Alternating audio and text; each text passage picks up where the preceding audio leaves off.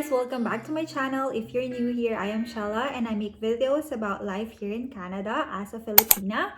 And for today's video, it's gonna be my basement suite tour. So sa mga hindi pa po nakakarinig nun, dito sa Canada, normal na pinaparenta ng may mga may-ari ng bahay yung kanilang basement. Kasi dito yung basement, bahay na talaga siya eh. Meron siyang kitchen, meron siyang washroom, minsan meron pang laundry area. So, ayun, pinaparent nila as another source of income. And for those foreigners na nagpupunta dito para magtrabaho or yung mga immigrant, madalas yung unang mga bahay na nirerentahan nila dito is ganito, basement suite. For us, we are lucky enough to be able to find this place. This is a 2-bedroom basement suite. Utilities included, pati internet, and the monthly rent is 1,630. So, let's begin the house tour.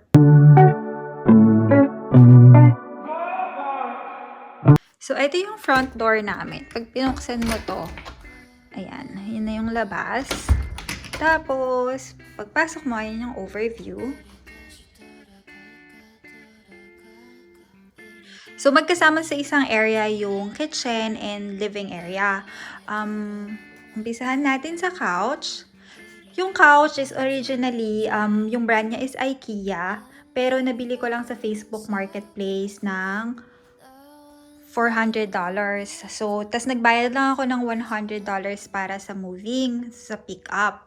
Tapos, yung coffee table, parehas lang din. Nabili ko siya naman sa Craigslist. So, parang second-hand website yon dito sa Vancouver. Nabili ko naman ito for $80. May mga konting gas-gas, pero okay lang. At saka, pinili ko talaga na glass yung coffee table kasi hindi malaki yung space. Pag glass kasi, nakikita mo pa rin yung parang nasa ilalim. So, may illusion na may space pa doon. So, nagmumukhang mas maluwag. Tapos, ayan. Itong mga pampas grass. Ewan ko kung uso yan sa Pilipinas ngayon. Pero yung mga friend ko, hiningi lang nila yan sa kapitbahay. Tapos, ginawa lang namin yung parang vase. Lantern talaga siya. Binili namin sa HomeSense. Tapos, nilagyan ko lang ng fairy lights. Tapos, ito namang dresser. Itong dresser na to, second hand din, Facebook Marketplace. Vintage siya. Magkano ba to? Mga $100 yata bili ko dito. $100. Madami na siyang gas-gas, ganyan. Madami na siyang sira kasi luma na din. Pero okay lang, maganda pa rin naman. At saka bagay siya sa vibe na pinupull off ko dito sa bahay, which is mid-century, modern, and boho. Ganyan. Tapos, etong macrame na to, ayan pala, ayan, kapag pinuksan mo yan, ayan yung pintuan ng landlord ko. So, ayan yung way nila papunta dun sa bahay nila. So, nung umpisa, hindi ko alam kung anong ilalagay ko dyan. Tapos, naglalakad-lakad ako sa HomeSense.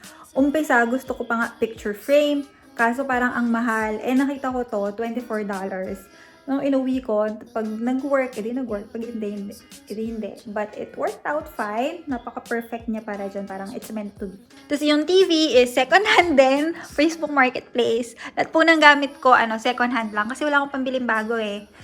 Tapos, ayan, mga dried florals. Mahilig ako sa ganyan kasi para boho, ganyan. Tapos, hi. So, etong salamin na to is from Facebook Marketplace din, but originally from IKEA siya. Same with this rug. From IKEA to. Pinili ko to ng bago. Tapos, etong rug na to sa HomeSense. Tapos, ito is from the thrift store, $5. And next, yung kitchen. Yan, maliit lang yung kitchen namin, overview. Pero dahil puro white, puro all white siya, malinis tignan. Malinis siyang tignan. Ito pong dining set namin is also from Facebook Marketplace. I paid $250 for it. Kasama na yung delivery doon. Vintage din siya. Feeling ko mas matanda pa to sa akin. Pero gusto ko yung design niya kasi bilog. So, makikilusan mo yung paligid. ano bang tamang term doon? Basta ganon yung flow kasi nung space maluwag kapag kabilog yung furniture. Tapos yung sandalan kasi niya hindi mataas. So hindi siya maluwag pa din tignan yung area kahit na maliit lang. Tapos dito, ayan, normal lang na cupboards. Ayan, ang aking pandesal at saging. Ayan, tapos binili ko kasi mga puti para terno. Ayan. Tapos wala kaming dishwasher. So bumili lang ako nung nilalagay sa sink na na dish rack. Para ayan, isa lang nagagamit namin. But it's okay. Dalawa lang naman kami. Ito, binili ko din to second hand. Naghahanap sana ako white kasi wala akong makita. And mura lang yan. So, yan. Ngayon naman naglalakad ako papunta sa hallway, papunta sa mga kwarto at saka dun sa banyo.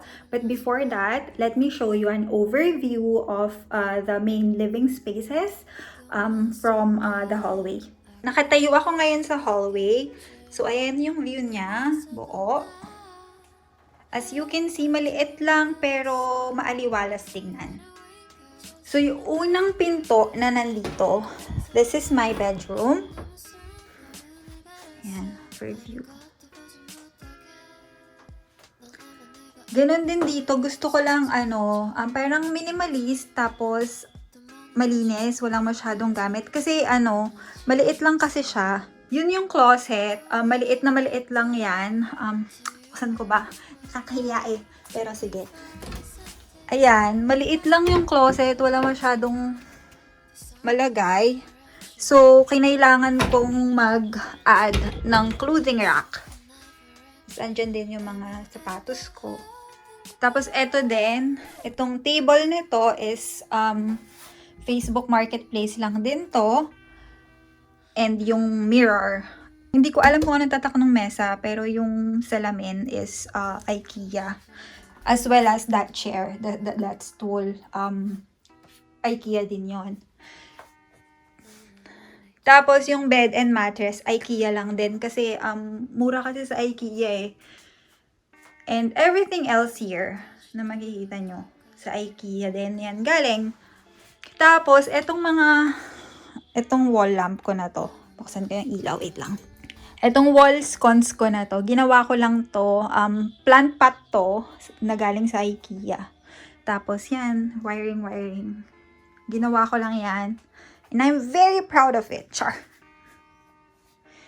So, ayan yung bedroom, yung first bedroom. So, from my bedroom, makikita natin yung isa pang room doon. Pero, hindi ko na yun ipapakita. Kasi, sa friend ko yon and it's for her privacy. But, it's almost the same. It's exactly the same. Mas malaki lang to ng konti. Kasi parang ito yung master's bedroom yung sa akin. So, yon medyo mas maliit lang ng konti, tapos mas maliit lang yung closet ng konti. Pero yung itsura, almost the same.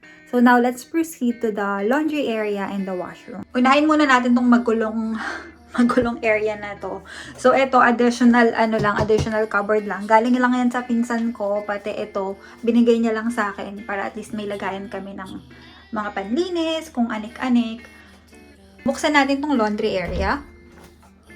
Yan, maliit lang siya. So, swerte na kami kasi na meron kaming washing machine at saka dryer dito sa space. Madalas kasi pag basement, hindi palagi na merong washer dryer. So, ang nangyayari, lalabas ka pa para magpa-laundry, ganyan. Dagdag gastos din yon.